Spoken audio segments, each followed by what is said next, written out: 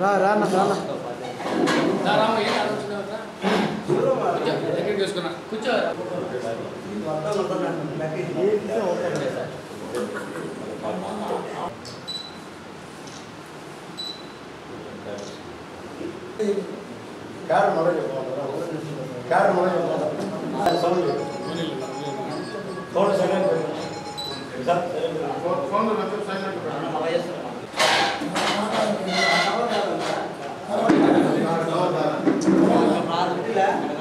చెప్తాను సార్.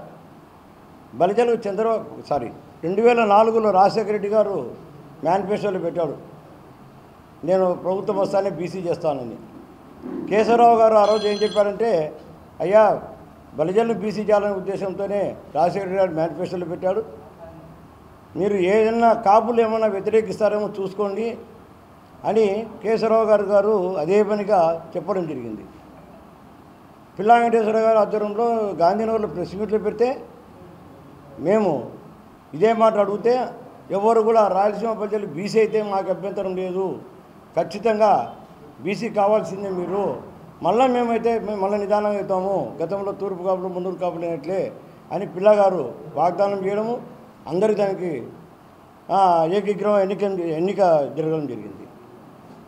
తర్వాత రాజశేఖర రెడ్డి గారు ఇక్కడ బలిజలను బీసీ చేస్తే అక్కడ ఓట్లు పోతాయి, కాపులు ఓట్లు అని చెప్పి ఆయన మారడికాయ చేసి ఏదో 4 మాటలు చెప్పి ప్రభుత్వాన్ని దాటేశాం. మళ్ళా చంద్రబాబు నాయుడు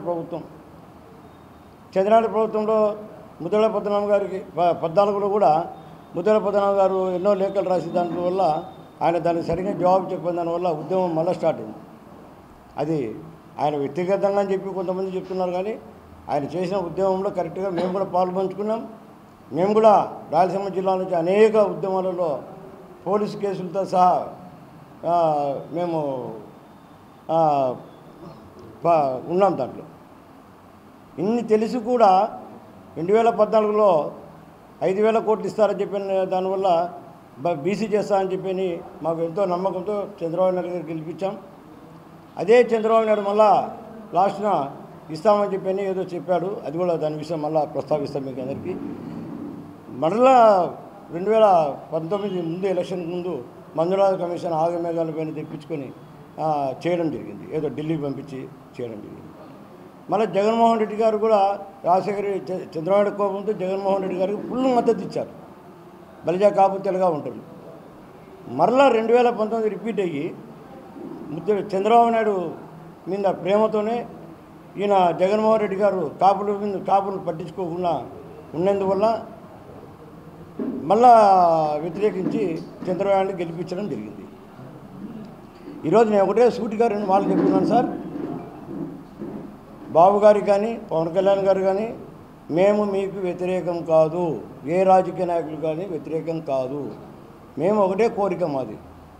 దశాబ్దాల కాలంగా మేము బీసీ కావాలని చెప్పి ఎన్నో పోరాటాలు ఉద్యమాలు చేశాం, కానీ ఇంతవరకు ఎక్కడ కూడా స్పందించిన దాఖలాలు లేవు. స్పందించేట నటిస్తున్నారు 2 పార్టీలు.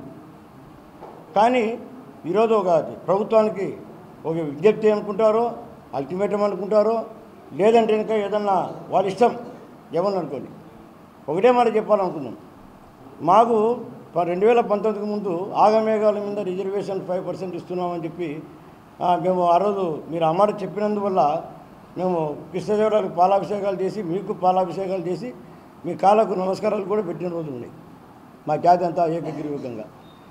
ఈరోజు దామోదరం సంజయరావు గారు 61లో బీసీ రిజర్వేషన్ చేసిన దానివల్ల ప్రతి ఒక్క వాల్ పోస్ట్లో కానీ ప్రతి ఒక్క చోట మీటింగ్లో కానీ ఆయన పూట స్థిరస్థాయిగా వెలుగుతుంది. బాబు గారు కూడా ఇది ఎక్కువగా ఆలోచన చేసి మాకు మళ్ళీ రిజర్వేషన్ కల్పిస్తే 2029 కానీ స్థిరస్థాయిగా ఆయన కూడా బలిజా కాపు తెలగా ఒంటరి కులాలలో మంచి స్థిరస్థాయిగా ఉంటారని చెప్పి మా ఆశాభావం వ్యక్తం చేస్తూ ఒక చిన్న విషయం కాదు సార్, మేము ఒకటే మాట చెప్తున్నాం. బాబుగారు 5% రిజర్వేషను ఆగస్టు 15 లోపల చేయగలిగితేనే మేము ఆనందపడతాం. లేదంటే ఆ రోజు ఆగస్టు 15వ తారీఖు నుంచి ఆమర నిరాహార దీక్షకు ఈ రాము అనేవాడు నా జాతికి సంబంధించిన నా కుల పెద్దలు రాయలసీమ ఉండే వాళ్ళందరూ ఏకమై నిరాహార దీక్షకు నాకు పూర్తి మద్దతు కూడా చెప్తారు. దీని మీద రాష్ట్రంలో రాయలసీమ అంతా జిల్లాలు కూడా తిరిగి మాట్లాడుకొని వచ్చాను. ఖచ్చితంగా ఆగస్టు 10వ తారీఖు చంద్రబాబు నాయుడు గారు పవన్ కళ్యాణ్ గారు కూడా కూర్చొని దీని మీద చర్చించుకొని చేయగలిగితే మేము ఆనందపడతాం. లేదంటే మాకు ఆగస్టు 10వ తారీఖు ఆమర నిరాహార దీక్ష పొట్టి శ్రీరాములు ఏ విధంగా తీసుకొని ఆంధ్ర రాష్ట్రం ఎట్లా సంపాదించుకున్నాడో నా ప్రజల కోసం మేము ప్రాణత్యాగం చేశానికైనా రెడీనే. మీరు ఆ రోజు లోపల ఈ 5% రిజర్వేషన్ మా వాళ్ళతో చర్చలు జరిపి ఏదైనా చేయగలిగితే మీ వెంట మీ బాటలో నడుస్తాం. పవన్ కళ్యాణ్ గారు కూడా ఒక విన్నపం చెప్పుకోవాలనుకున్నాం. సార్, పవన్ కళ్యాణ్ గారు రాయలసీమ జిల్లాలో బలిజలకు చాలా అన్యాయం జరుగుతుంది. ఈరోజు మీరు వచ్చిన దానివల్ల మేమంతా ఐకమత్యంతో ఏకంగా తమరికి ఓట్లు వేసి గెలిపించారని చెప్పి మీకు కూడా తెలుసు. రాయలసీమలో రాజకీయంగా భావనలు తొక్కుతున్నారు. దీని మీద కూడా చంద్రబాబు గారు చేసినా ఇక్కడ నాయకులు మాకు సరైన లేరు. రాయలసీమ ఏ జిల్లానే ఎత్తుకో, ఒక సామాజిక వర్గానికి కొమ్ము కొడుతూ మా సామాజిక వర్గాన్ని చాలా ఇబ్బంది పెడుతూ చాలా ఇబ్బందులు చేస్తున్నారు. దీని మీద మేము రాయలసీమ జిల్లాలో ప్రతి ఒక్క విలేజ్లో తిరుగుతాం. ఖచ్చితంగా మా వాళ్ళని మేలుకొల్పుతాం. ఏ విధంగా చేయాల్సింది మాకు తెలుసు. నేను అన్ని వర్గాల్లో పనిచేశాను, కుల సంఘాలలో తిరిగాను. ఆ రోజు 10వ తారీఖు తర్వాత మళ్ళా మధ్యలో ఒక సంచలనమైన నిర్ణయం తీసుకొని మేము మొదలు తీసుకొని వచ్చి మీడియా సమావేశంగా చెప్పగలుగుతానని మీ అందరికీ విన్నవించుకుంటూ ఈ అవకాశం ఇచ్చిన మా మీడియా మిత్రులకు మీరు మంచిగా ప్రభుత్వం దృష్టికి తీసుకెళ్తారని ఆశాభావం వ్యక్తం చేస్తూ 100 సంవత్సరాలు వందలు కాదు 10 సంవత్సరాలు అంటే 40-50 ఏళ్ళ నుంచి ఈ ఉద్యమం జరుగుతూనే. ఈ ప్రభుత్వం వచ్చినాక అంతకుముందు ఇచ్చాడు కదా బాబు గారు 2019 ముందు ఢిల్లీకి పంపించాడు. అక్కడి నుంచి వాళ్ళు ఏం చెప్పారు, ఆంధ్రప్రదేశ్ గవర్నమెంటే చేసుకోవాల్సింది, మాకు సంబంధం లేదని చెప్పారు. జగన్ బాబు గారు చేయలేదని చెప్పి ఆయన చాలా సార్లు ప్రెస్ మీట్లో చెప్పినారు, జగన్ చేయడం లేదని. ఇప్పుడు వచ్చారు కదా, మీరు 19లో చేశారు కదా, ఇప్పుడు మేము అడుగుతున్నాం. మళ్ళీ మీరు వచ్చారు కదా, మళ్ళీ మీరు మాకు దారి చూపించండి. 5% ఇస్తామన్నది దారి చూపిస్తే ఆనందపడతాం. ఇలాంటి ఆమరణ దీక్ష ఎవరు చెప్పినా చెప్పుకునే మేము మాత్రం ఖచ్చితంగా చేస్తాం. పల్లెలు తిరుగుతాం, అన్నీ జరుగుతాం. మాకు స్థానిక సంస్థ కూడా ఎలక్షన్లలో మాకు ప్రాధాన్యత లేదు. ఒక సామాజిక వర్గానికి రాయలసీమలో ప్రాధాన్యత ఇస్తూ మా సామాజిక వర్గాన్ని పూర్తిగా అణకదొక్కి చాలా ఇబ్బందులు చేస్తున్నారు. మీకు అందరికీ కూడా ముఖ్యంగా నా పేరు దేపూర్ భాస్కర్, నేను కాపునాడు స్టేట్ వైస్ ప్రెసిడెంట్ని. ఈరోజు ఈ సభాముఖంగా కాపులందరూ కూడా ఇక్కడ సమావేశం జరిగింది. అందరిలో ఒక ఆవేశం ఏర్పడింది, అందరిలో ఒక ఆలోచన అనేది ఏర్పడింది. అందుకనేసి సంఘటితంగా కడప నడిబొడ్డులో ఈరోజు ఇక్కడ మీటింగ్ పెట్టడం జరిగింది. ముఖ్యంగా మన రాయలసీమ చాలా వెనుకబడింది. రాయలసీమ నుంచి ప్రతిసారి సీఎంలు అవుతున్నారు, ఏం చేయకుండానే వెళ్తున్నారు. అదేవిధంగా అక్కడ ఉత్తరాంధ్ర, కోస్తా ఆంధ్ర ఇదంతా కూడా అక్కడ మంచి నీటి వర్షాధారం ఎక్కువగా, వాటర్ ఫెసిలిటీస్ బాగున్నాయి. రాయలసీమ కరువు జిల్లా కాబట్టి రాయలసీమ మీద ఇది చేయాలి. ఇక్కడ ఉక్కు ఫ్యాక్టరీ గురించి మీరందరూ కూడా అడగండి, విద్యావంతులు అడగండి, లాయర్లు అడగండి, డాక్టర్స్ అడగండి, ఇక్కడ ప్రజలు అడగండి. ఇక్కడ అంత పెద్ద కొన్ని వేల ఎకరాలు లాస్ట్ టైం శంకుస్థాపన చేయబడింది, అది అట్లే ఉంది, మూలన పడిపోయింది. అదేవిధంగా చాలా అపారమైన ఖనిజ సంపద ఉంది మన కడప దీంట్లో, కడప రాయలసీమలో. వాటినంతా వెలికి తీసి ఇక్కడ మంచి మంచి ఇండస్ట్రీస్ కూడా రావాలి. తర్వాత మాకు రిజర్వేషన్ కావాలని చెప్పేసి మేము పోరాడాము. మేము మా రాము వెంట అందరం నడుస్తాము. రాము చెప్పాడు, నేను పొట్టి శ్రీరాములాగా అమర నిరాహార దీక్ష చేస్తానన్నాడు.